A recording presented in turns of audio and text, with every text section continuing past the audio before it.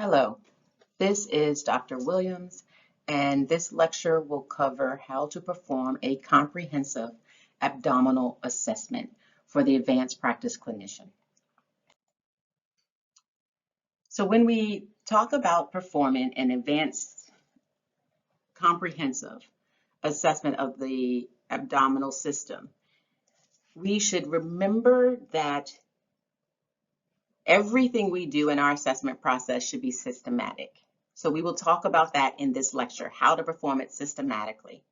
We will also talk about what are the anatomy and physiology that you should be thinking about when you are doing an abdominal assessment.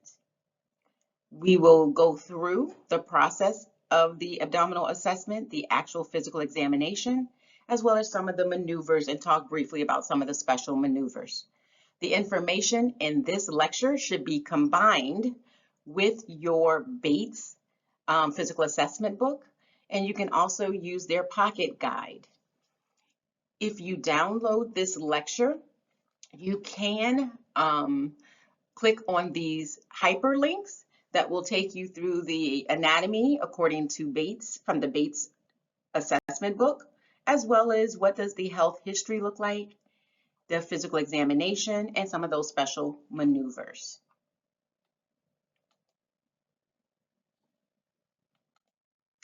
Let's move into the anatomy and physiology. Now, as you're thinking about doing your assessment, the actual physical assessment of your patient, always consider what structures are under the area in which you're performing your exam. That will help you understand what you may hear or not hear, what you may feel or not feel when you're doing this exam. Or even when your patient comes in with a chief complaint of abdominal pain or some abdominal complaint, you will be able to consider what may be causing or what is the physiology and the pathology that may be behind that complaint if you understand the anatomy of the abdomen. So here you can see where we have the anatomy and physiology for you. Take time to just review this, okay? Understanding what is located in the abdomen, remembering first we have our muscles and then we get into our organs that are behind those. On your right side, you're going to have your liver, your gallbladder, your lower pole of your kidneys, your duodenum, the lower aspect of the intestines, your ascending colon, your cecum, and your iliac arteries, all on the right side.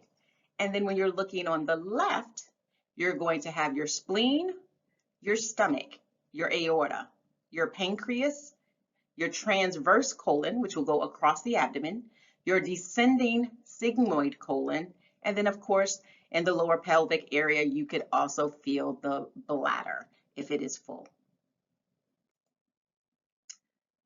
Again, this is just another picture, knowing that when we talk about abdominal exam, or when a patient comes in with a complaint, you're trying to consider in your mind, is it an upper GI complaint or is it a lower GI complaint?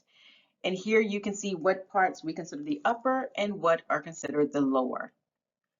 When you're doing your exam and looking at your patient's abdomen or considering doing this comprehensive exam, you can divide the abdomen up the two ways. You can do it in 4, where you go straight down the middle of the abdomen and cross midway. So you have 4 quadrants, doing the right upper, right lower, left lower.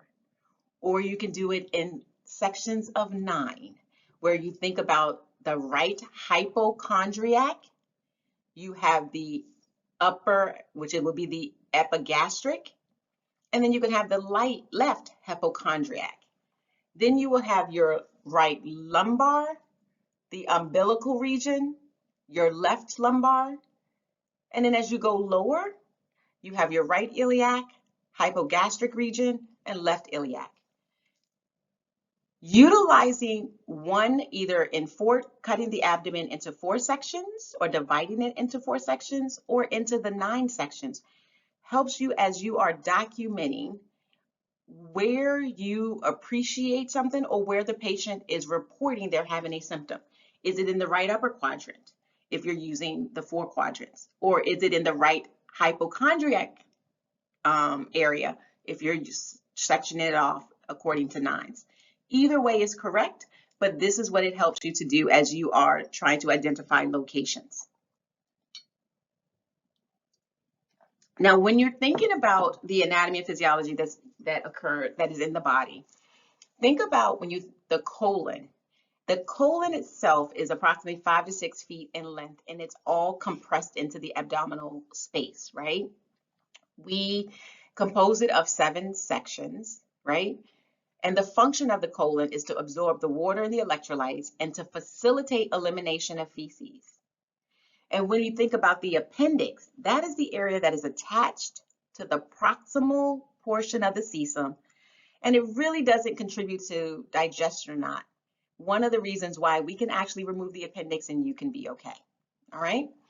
And then when you're thinking about the cecum, right, it marks the beginning of the ascending colon. And then the ascending colon ends just beneath the liver and the gallbladder. We also have the transverse colon that goes across the stomach, right, and the abdominal cavity. And then you have the descending colon and the sigmoid colon and then the rectum. So the anatomy and physiology is important. The liver, the gallbladder, the pancreas, all of those contribute to digestion of the GI system as well. And if you take a moment, just close your eyes and visualize the structures of the abdomen. And as you're doing that, place your hand over the areas, like say liver, and touch over the right. Spleen, gallbladder. The spleen is on the left, the gallbladder. But this is going to help you to solidify your understanding of the anatomy and physiology of the body.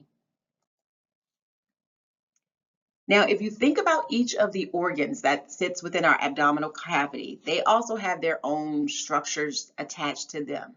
So the next few slides takes you through that. You can take a minute to read those slides, but recognizing that each organ has its own arteries, veins, and ducts that are attached to them that you also will be considering as you're doing this abdominal exam on your patient. We also move here, you can see the gallbladder. So these next slides, take a moment, review. What does these structures, what do they do? What is their purpose, right? And when you think about the pancreas, you think about the kidneys, all of those. So even as you're thinking about the anatomy and you're just visualizing what the abdomen looks like, think about the organs where they sit, but then also think about what are the components or the different parts of the abdomen. So now that we briefly discussed the anatomy and physiology, and if any of the anatomy and physiology seems foreign to you, please take time to go back to your anatomy and physiology book and review the information. What does these organs do? Where are they located? What are the other structures that are attached to those organs? Okay. Now let's transition to the actual physical exam. When we talk about physical exam and performing a comprehensive physical exam as a clinician, we do it in a systematic process. For the abdomen, it starts with inspection. You're looking at the abdomen from the front, the sides. You're checking for its contour. You want to see if it's flat, if it's rounded, or what we call protuberant as well, or scaffold. Because the actual contour of the abdomen can either improve your ability to assess the abdominal structures and do your abdominal exam, or sometimes it can make it a little more challenging. But when you are inspecting the abdomen, you want to actually document that as well. So with inspection can come, do you see any ecchymosis, right?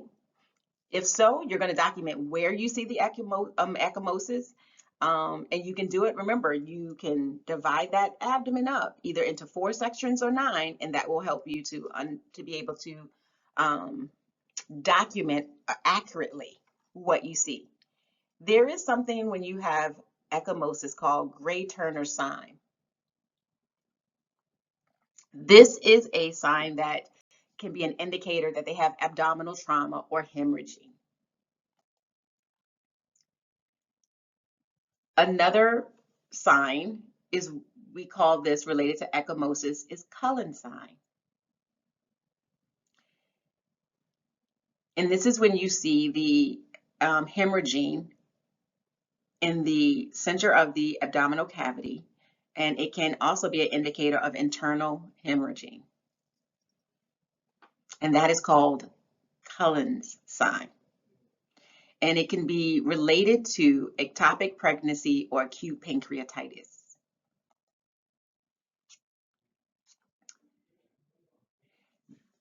What you're looking at here is something called Sister Mary Jane's nodule. This is an umbilical nodule that can either be a sign of a malignancy or a sign of metastatic cancer. So if you see this, this is a emergency, something that needs to be taken care of. Okay? Again, called Sister Mary's Jane's nodule. When you are inspecting the abdomen, you have this obvious swelling, you will have deformity, and sometimes you can have the skin changes that are also present when you're looking at the abdomen. These patients may present talking about a loss of appetite and even some abdominal distension.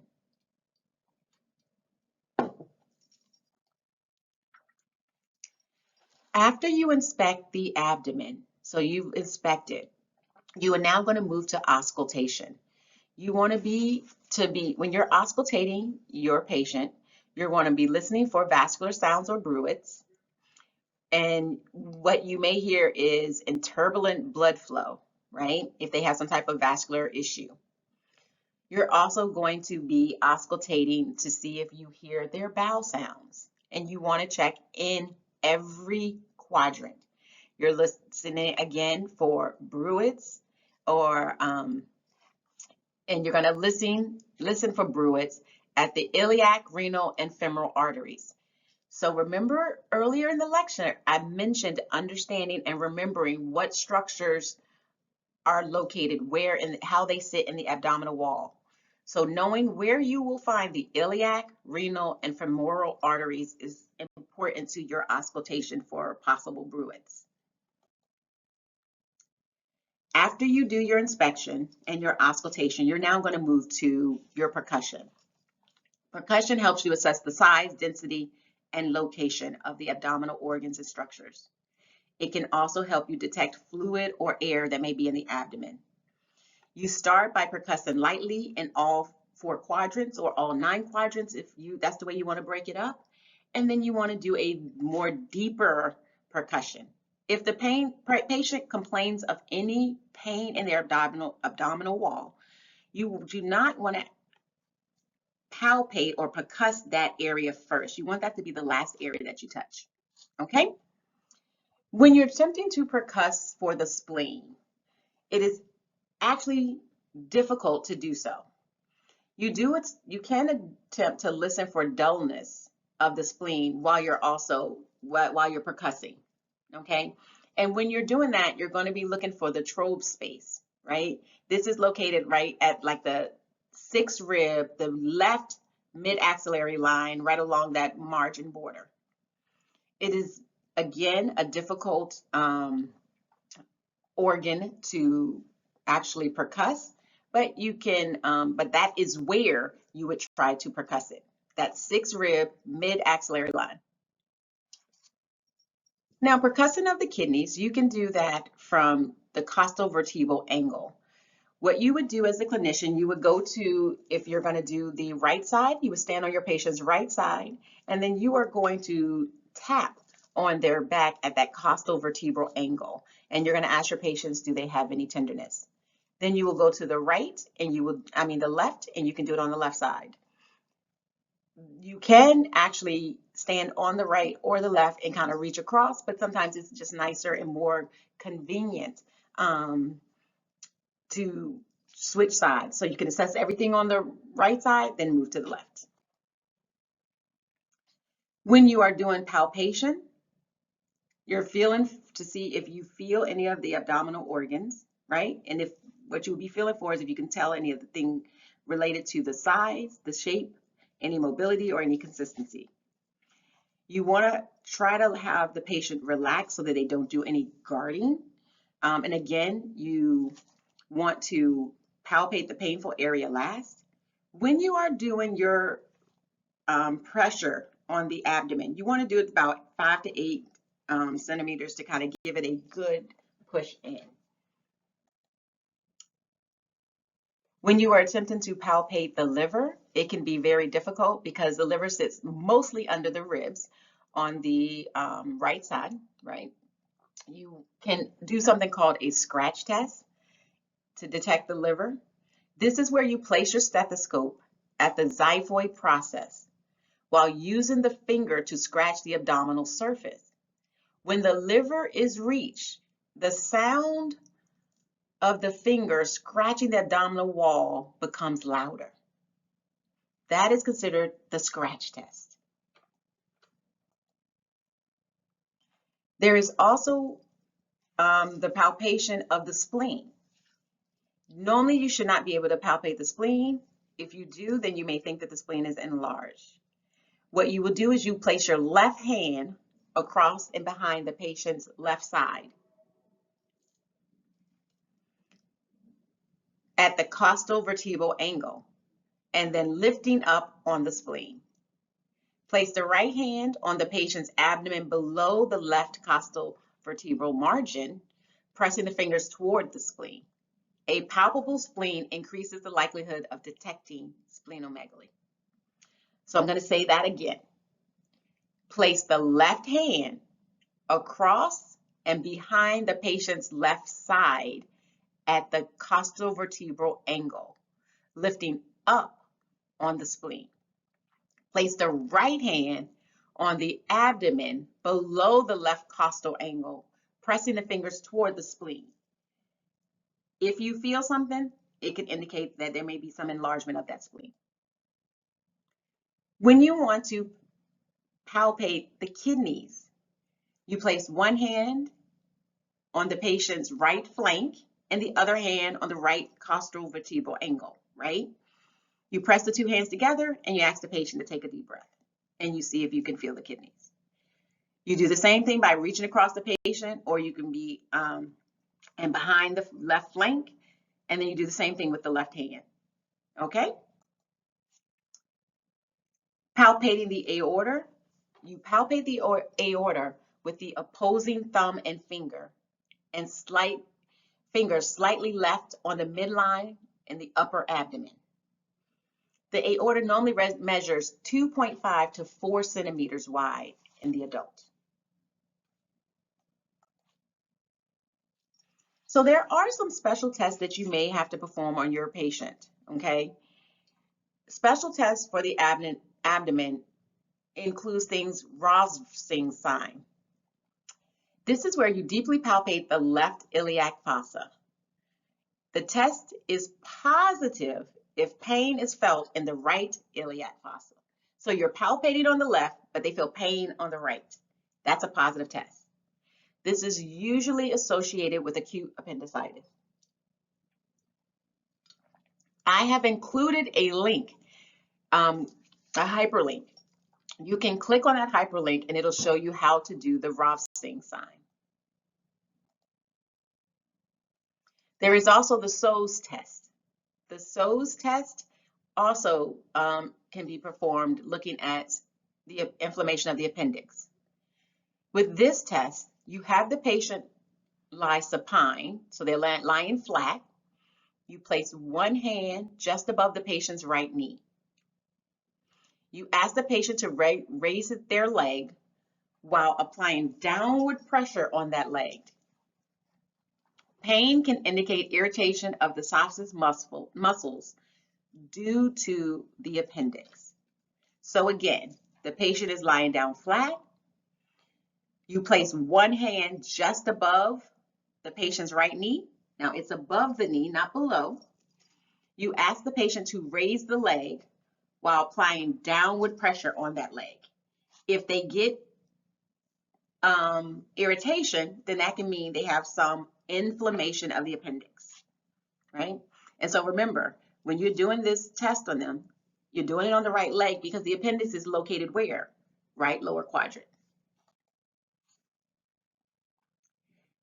The Murphy sign.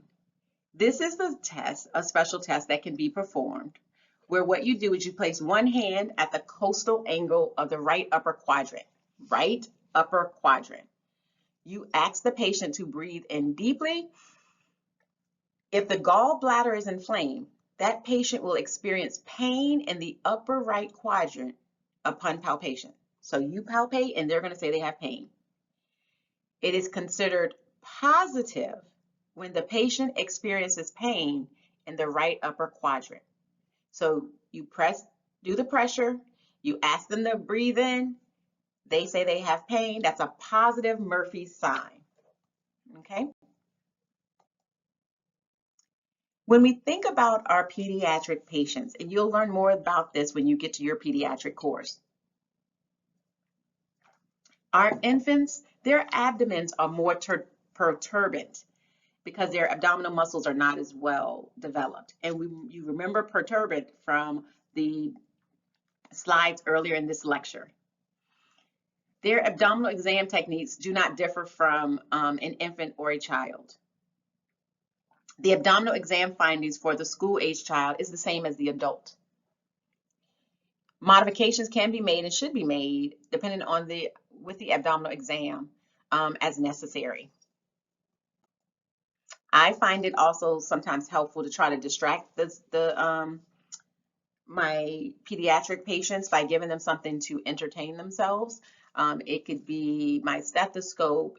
I actually make balloons out of my gloves, things like that. And then before examining a patient, especially a pediatric patient, you always make sure you ask for permission.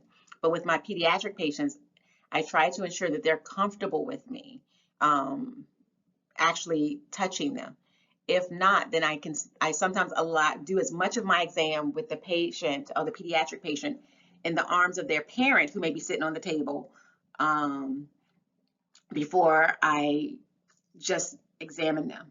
The other thing I have tried for pediatric patients who may not be as willing for me to examine them is let them see me examine their parent first, do like a little mock examination. And once they see that I'm not doing anything that is hurtful, they will often be more willing to have the exam done. All right, so let's talk a little bit more about right upper quadrant pain.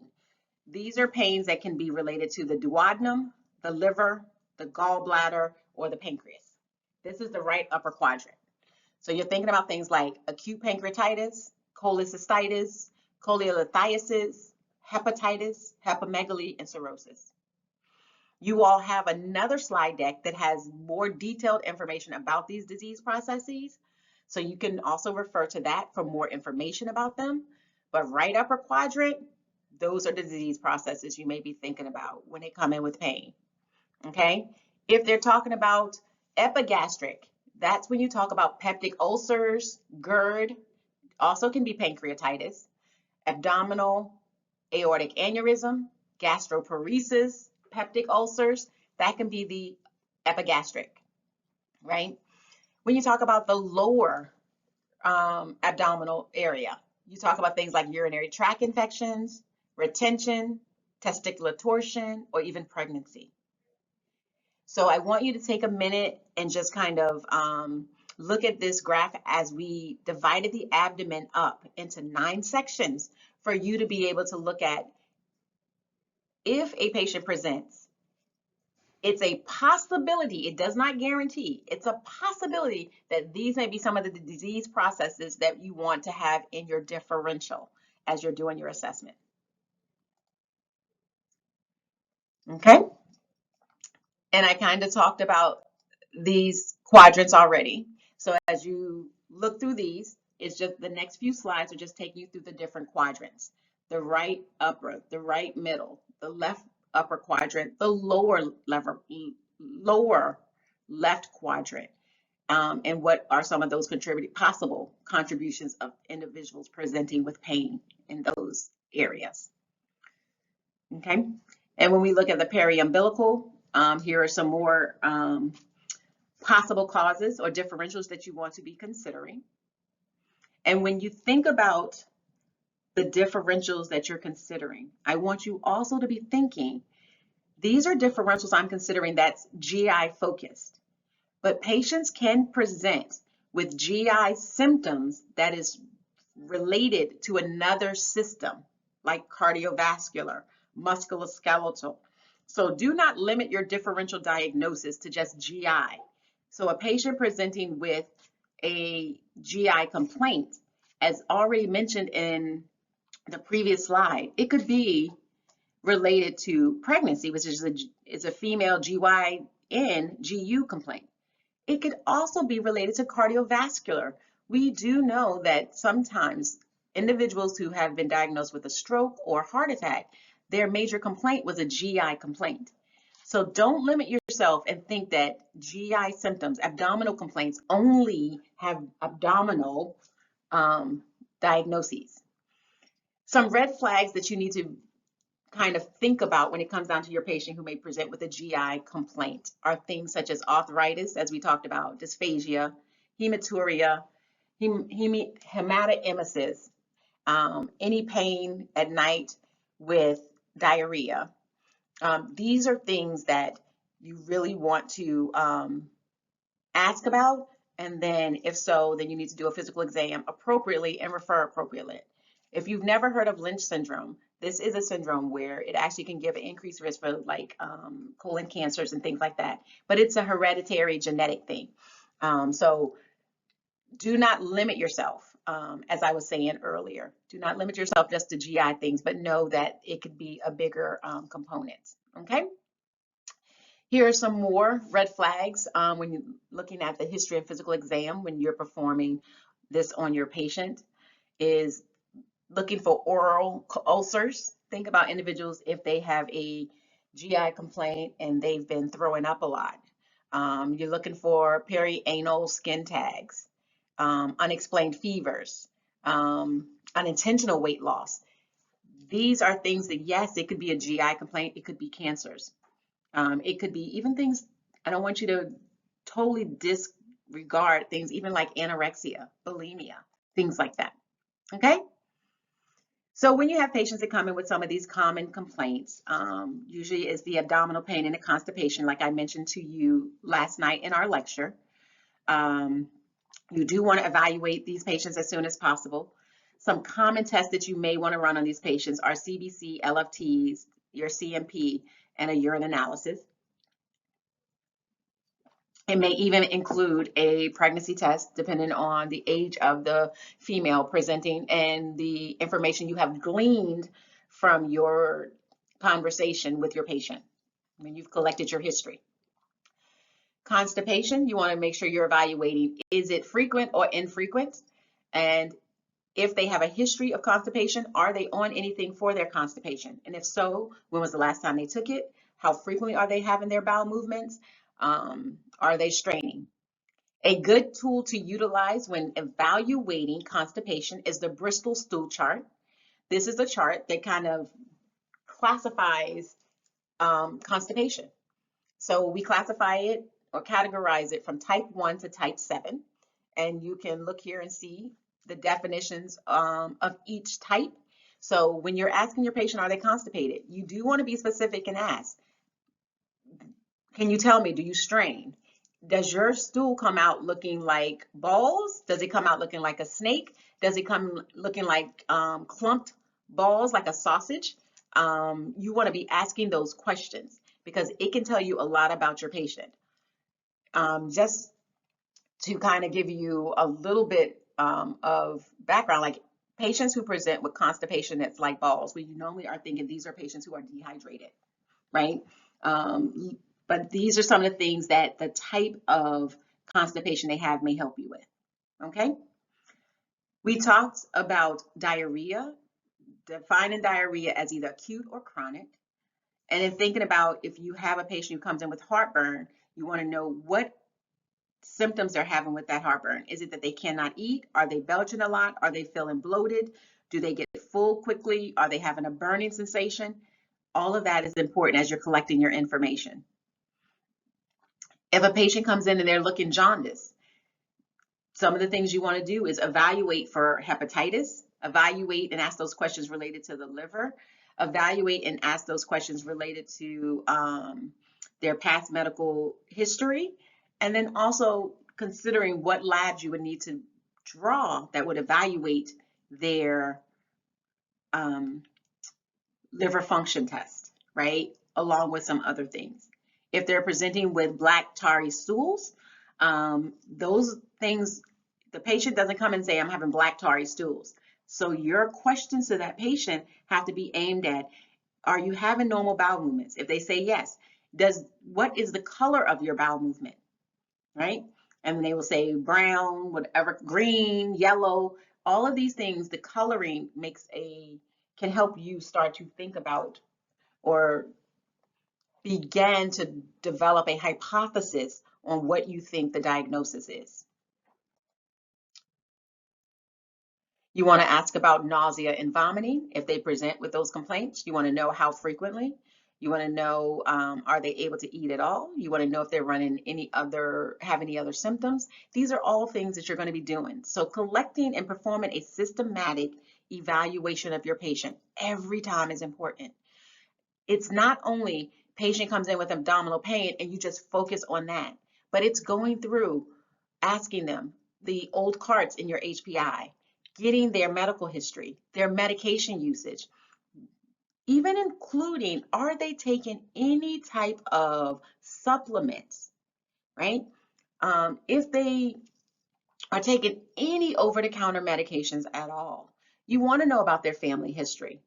You want to know about their dietary habits. You want to know about their social history, and what I mean by that is their sexual practices.